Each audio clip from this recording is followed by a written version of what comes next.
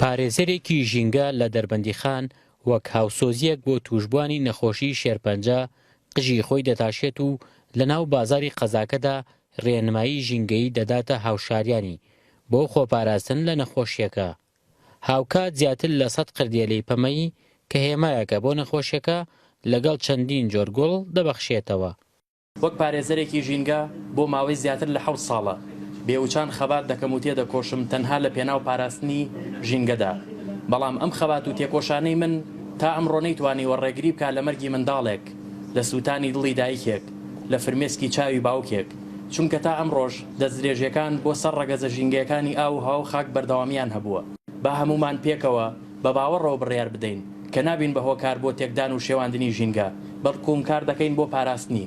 پارێزگاری لە ژینگە بکەیت و هەمومان پێکەوە پارێزگاری لە ژینگە بکەین بۆ ئەوەی هیچێکێک لە ئەندامانی کۆمەڵگەکەمان ئەگەر دوێنێ داعش هەڕەشە بوو بێ یان مەترسی بوو بێ لەسەر ژیانمان، ئەوە ئەمڕۆ سبەی پیسبوونی ژینگە و ئەو دەستدرێژیانی کە لەلایەن مرۆڤەوە دەکرێتە سەر ژینگە هەڕەشەن بۆ ئێستای داهاتوونەوەکانمان، بۆ ئەوەی ژیانی تەواوی ئەندامانی کۆمەڵگەکەمان پارێزراو بێت تکایە پارێزگاری لە ژینگە بکەن. و من دەمەوێت لە ڕێگەی ئەم چالاکیەوە ئەو پەیامە بەگوێی هاوڵاتیاندا بدەم کە سەرنجیان ڕابکێشم لە پێناو پارێزگاریکردن لە ژینگە بۆ ئەوەی ئەندامانی خێزانەکان و ئەندامانی کۆمەڵگاکەمان تووشی نەخۆشی شێرپەنجە نەبن.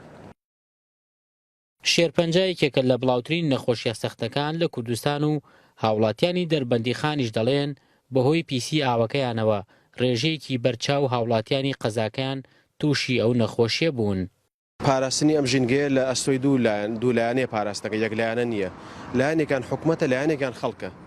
پێویستە ئەوەی کە لەلایەن حکومەتەوە ئیشی حکومەتە بێ پارێزگاری بکات لە ژینگە، ئیتر ژینگەی خۆراک بێت، ژینگەی ئاو بێ، ژینگەی هەوا بێت و خەڵکیش پارێزگاری بکەن لە ژینگەی خۆیان لە چۆنێتی بەکارهێنانی خۆراک و خواردن و لە چۆنێتی و شێوازی بەکارهێنانی و لە جۆری خواردن و لە ئەو شتانە و حکومەتی ئەبێ لێکۆڵینەوە بکات لە کوالیتی خواردنەکان، چونکە هەر کاتێک کە کەسێک تووشی نەخۆشیەکە بێت بارە بۆ سەر حکومەت، یعنی مەساریفەکەی و عیلاجەکەی بارە بۆ سەر حکومەت.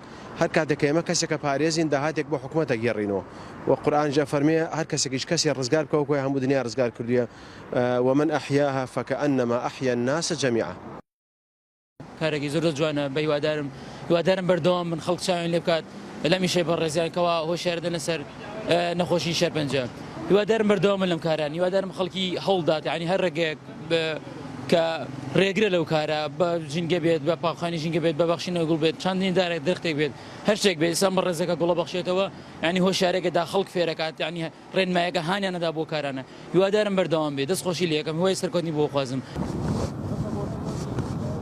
بەرپرسانی تەندروستی هەرێمی کوردستان هۆشیاری دەدەن لە زیادبوونی نەخۆشیەکە و بە گوێرەی ئامارەکان لە ساڵی 2016دا لە هەرێمی کوردستان زیاتر لە 5,000 حاڵەتی توشبوون بە نەخۆشی شێرپەنجە تۆمار کراوە.